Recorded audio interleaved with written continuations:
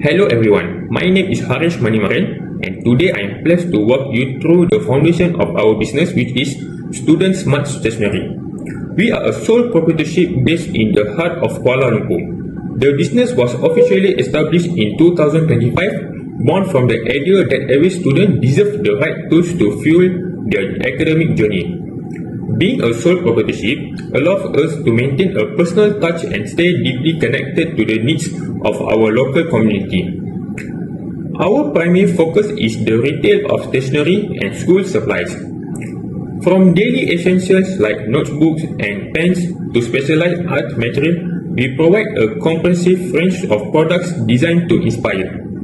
We specifically serve students and parents, recognizing that both have different needs. Students look for functionality and style, while parents look for value and durability.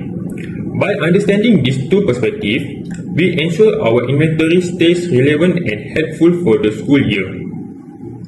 In today's fast-paced world, accessibility is key. That is why Student Smart Stationery operates through a dual-channel approach. We maintain a physical shop for that tactical, in-person shopping experience alongside a convenient online store. This hybrid model ensures that whether a customer is walking down the street in KL or shopping from their home, our supplies are always within reach. Our philosophy is simple: quality and affordable price. We believe that high quality tools shouldn't be a luxury, so we work hard to keep our price accessible for all families.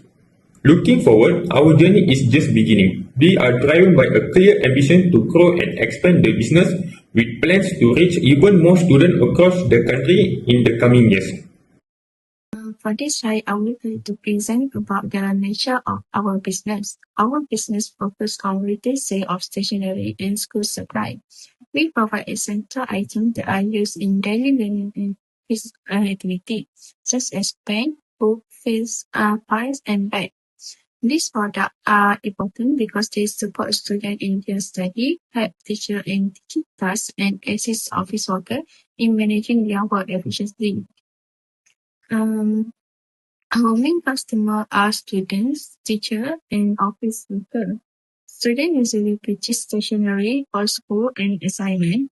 Teachers use our product for teaching and organizing material, while office workers need them for documentation and administration purposes. We purchase our goods from reliable supply and sell them to customers at a reasonable price. This allows us to ensure product quality while also maintaining profitability. By offering a variety of products in one place, we make shopping more convenient for our customers. Our business operated through a physical shop where customers can directly see and choose the product. In addition, we also around online store, which make it easier for customers to shop anytime and from anywhere. This helps us reach a wider market and increase the sale. Conclusion, our business play an important role in providing daily necessity for education and office work. By offering quality stationery products, serving different types of customers, and operating both online and offline, we aim to grow steadily and meet the needs of our community. So, we move to the next slide, which is statement of cost production for the year end 31st December 2025. This statement is crucial because it breaks down every penny spent to manufacture our products, allowing us to understand our margins and operational efficiency. We will look at three main areas, which is our direct materials, our prime costs, and our total factory overheads. Let's begin with the foundation of our production. For the direct materials, we started the periods with an opening inventory of raw materials valued at 55,000.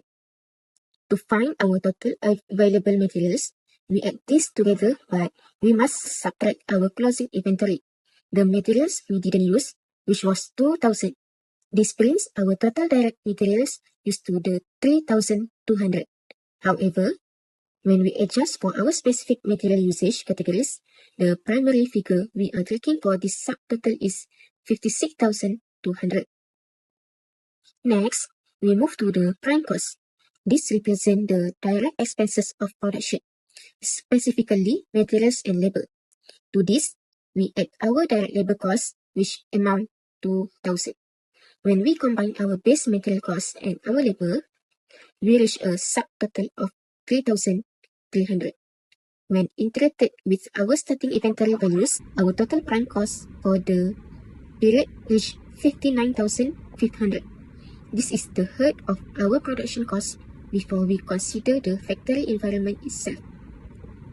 Finally, we account for factory overheads. These are the indirect costs required to keep the facility running. Shop rent cost us 1,500. Electricity and water total 200.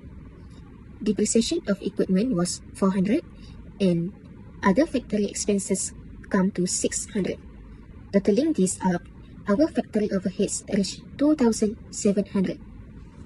To find the total cost of production, we take our prime cost of 1,300 and add the factory overheads of 2,700, giving us a final production cost of 4,000. When we look at the entire operational holistically, including our initial material investment, the total figure sits at 66,200.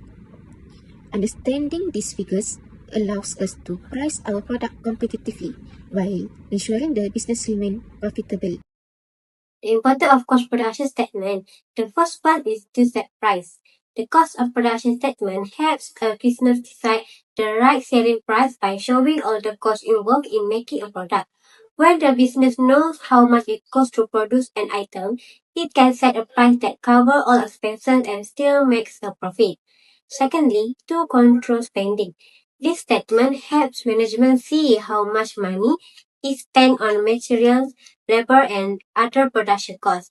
By understanding these costs, the business can reduce unnecessary spending, avoid waste, and manage resources more efficiently. Thirdly, to calculate profit. By knowing the total cost of production, the business can calculate profit more accurately. This helps management understand whether the production process is effective and whether the business is making enough profit to continue operating and growing. 4. To value inventory, not everything we make is sold immediately. This statement helps us calculate the value of the finished products still in our shops, which is necessary for our balance sheet. Finally, to make decisions, it helps us answer the make or buy questions. For example, if the statement shows our production costs are too high, we might decide to buy certain items from a supplier instead of making them ourselves.